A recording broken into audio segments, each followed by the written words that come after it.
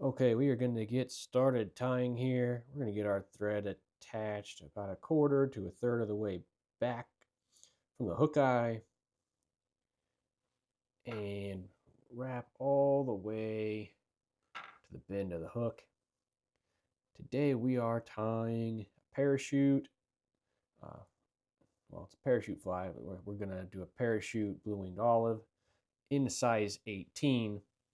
So we're going to make one change with this parachute fly, and that is we're using this fluorescent chartreuse hackle for the tail. And that really gives this fly a lot more of a, what do we think about that length? I feel like I want it just a tiny bit shorter. So it gives this dry fly a hot spot. I don't see a lot of dry flies with a hot spot, and I think it would be something that would be really beneficial. So we're going to go ahead and use this hackle as the hot spot. You could use some Glow Bright floss, but I think this hackle gives it a little bit more natural look as far as hot spots are concerned, I guess. Try to trim that little fiber right there.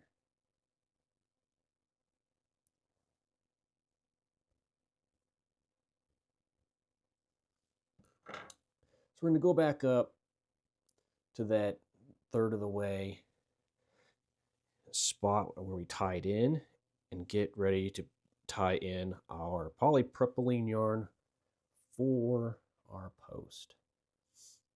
And this comes off of a card, and we just need about a half of what that material, that strand of material. We don't want this to be too thick. So just get some nice tight securing wraps. And I like to get some wraps in front and behind that post. Just pull those tight before starting to go around the post.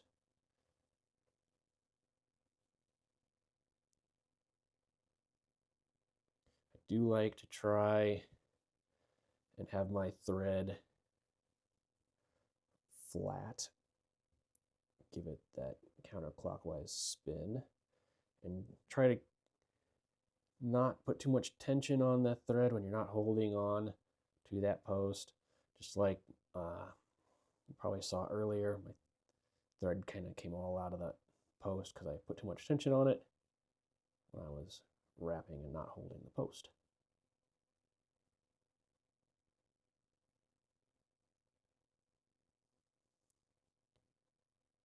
Once you get a nice wrap on there that's about equal in size to the distance between the post and the hook eye, bring that thread back on down, get some wraps behind and in front, just lock that post in place.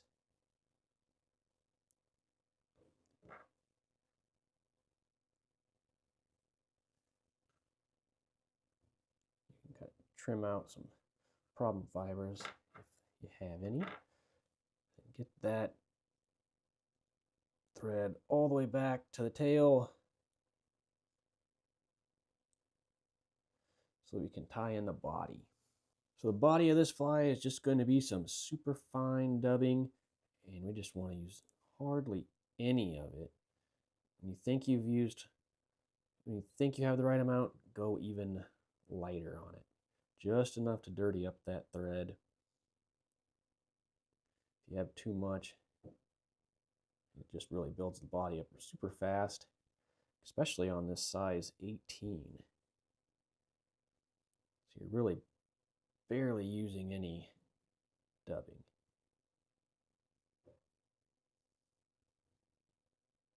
It's kind of almost ridiculous how little you use.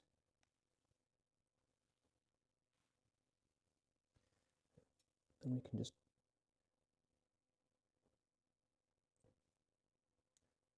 watch here, the back. Don't want to build up too much of a body. Keep it nice and thin.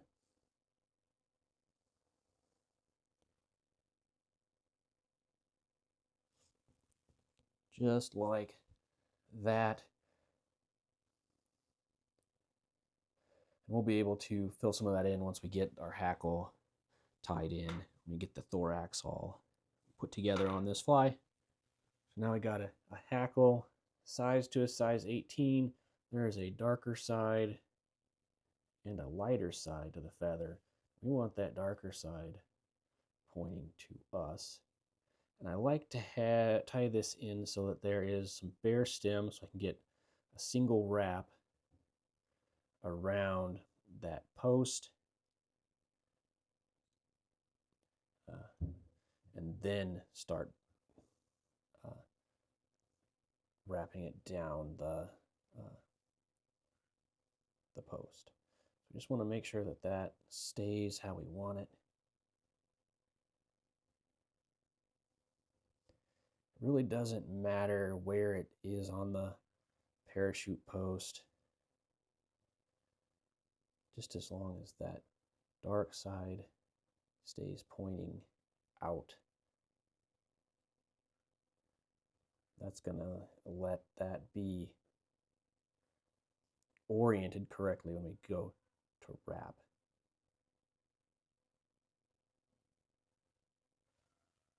So now we need to trim out that stem. Go ahead and tie that stem down.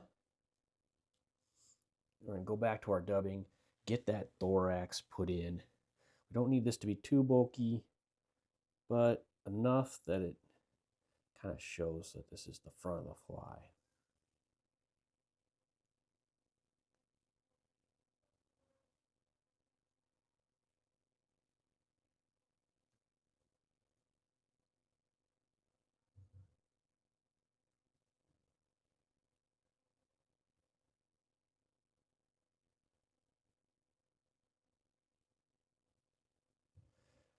And I would rather come back and put more dubbing in, than have too much and have to take it out.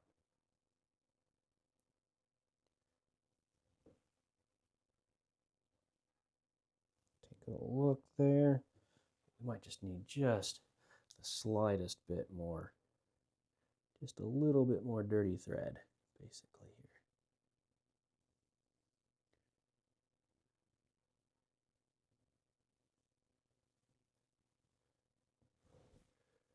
Just to fill in right here around the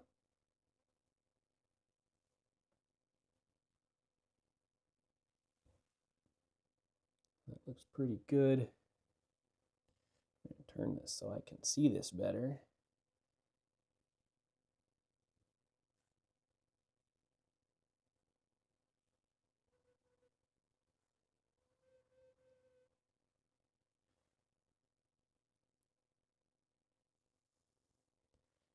Make sure I get these wraps one after the other. There we go. We're just gonna kind of hold that down, try to sneak a couple wrap on top of that, one behind it. You got to be careful with these thread wraps, especially on this size 18. Pull this feather down so we can trim it off close. With this size parachute, I'm definitely going to come in with some UV resin after I whip finish this, or you could put some super glue on those thread wraps on your thread and then wrap it. That also is a great way to not trap a bunch of fibers. So whip finishing, you do stand a chance of trapping some fibers. But this is, see, I got one right there that's wanting to catch. But this is a good way. This is a good way of whip finishing. You just try to keep that thread underneath everything. Carefully, you just kind of keep things out of the way.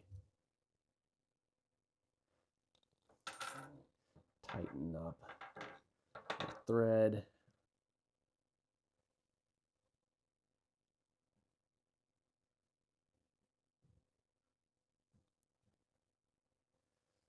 I did all that whip finishing off camera, so that's cool.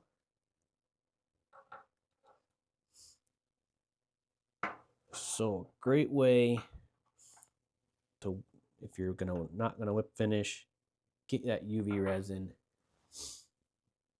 Come in here, get that fly turned so you can come in here with that UV resin. Just dab that right in there. Come over the other side. Do that way as well. That'll soak in really well. Hit it with UV light. There you can see those tail fibers working great as a hot spot.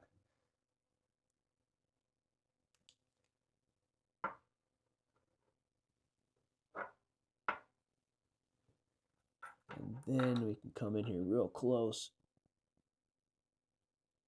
trim out our thread, get that parachute post, trim that parachute post how you like it, and there you have a great blue-winged olive with a nice hot spot tail with natural looking fibers. So don't forget, even with your dry flies, you can put nice fluorescent hot spots on them. So go ahead and give it a try. Let us know how it works. Thanks for watching.